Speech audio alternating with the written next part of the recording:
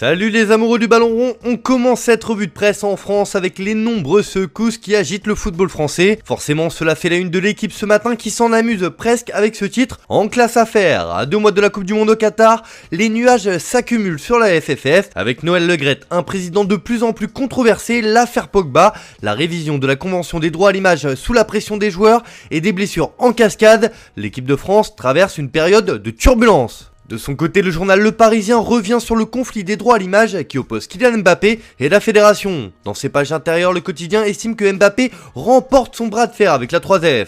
Alors que le champion du monde 2018 avait annoncé ne pas participer ce mardi aux opérations marketing de la fédération, celle-ci, sous pression, s'est engagée dans la soirée à réviser la convention portant sur le droit à l'image des Bleus. Une première bataille remportée par le crack de Bondy. On revient au jeu et à la Première Ligue. En Angleterre ce matin, l'actualité est largement marquée par les funérailles de la reine Elisabeth II.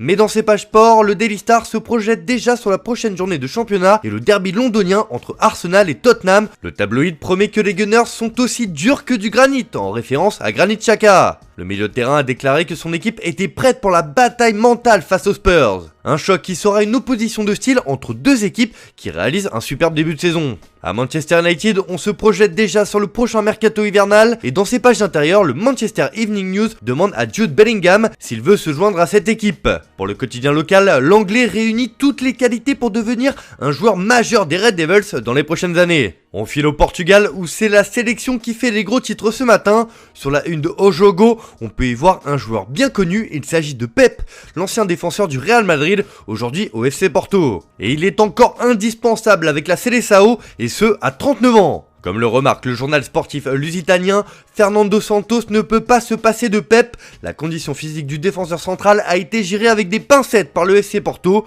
mais l'équipe nationale ne doit pas l'abandonner. Il est bien là et compte bien être du voyage au Qatar.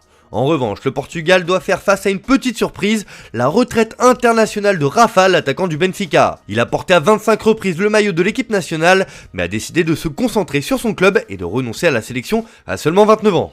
On prend la direction de l'Espagne et on va évoquer quelque chose de particulier qui n'arrive pas souvent dans l'histoire locale. Avec une animosité historique et forte entre le FC Barcelone et le Real Madrid, il est plutôt rare qu'un joueur passe d'un club à l'autre. On se souviendra tout de même du transfert rocambolesque de Luis Figo au début des années 2000, mais dans l'histoire récente, c'est quelque chose de très rare. Mais ce matin, Mundo Deportivo nous apprend que le Barça surveille la situation de Marco Asensio. Et selon le quotidien catalan, l'Espagnol éveille la curiosité des Blaugrana pour plusieurs raisons. Le Barça garde un œil sur le joueur du Real Madrid, c'est un joueur qu'il apprécie pour son âge, 26 ans, sa qualité et sa polyvalence, et son contrat expire en juin. Il ne compte pas trop pour Ancelotti, il est simplement remplaçant dans son club et son agent est Jorge Mendes qui a de bonnes relations avec Laporta. Une information pour le moins surprenante mais qui n'est pas dénuée de sens si on en croit la presse locale. De son côté, Sport met en avant les hommes forts de Xavi en ce début de saison.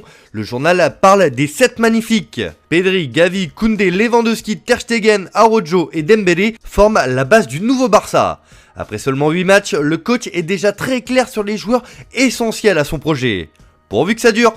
On termine ce tour de la presse en Italie où la Juventus est toujours autant dans la tourmente et un homme capitalise tous les maux de la vieille dame, Massimiliano Allegri. Les supporters n'en peuvent plus et réclament son départ depuis de longues semaines, mais ce matin Tuttosport nous rapporte pourquoi la direction ne l'a toujours pas remercié. C'est simple, cela aurait un coût de 80 millions d'euros. Une somme que la Juve ne pourrait pas assumer, le divorce avec Max n'est pas à l'ordre du jour à la Juve, aussi pour une question économique. Le licenciement coûterait aussi cher qu'un joueur de haut niveau entre les salaires et le recrutement d'un nouveau technicien. Voilà qui complique la tâche. L'autre club du haut de tableau en Serie A qui est en crise, c'est l'Inter. Et ce matin, la Gazzetta dello Sport placarde les déclarations de Simone Inzaghi qui promet que son équipe est avec lui. Inzaghi révèle comment résoudre la crise, l'entraîneur en est convaincu, le changement se fera après la trêve, les remplacements d'Udine étaient nécessaires pour faire bouger les choses. Voilà, c'est tout pour aujourd'hui, bonne journée à tous, n'oubliez pas, on se retrouve cet après-midi pour le JT Foot Mercato.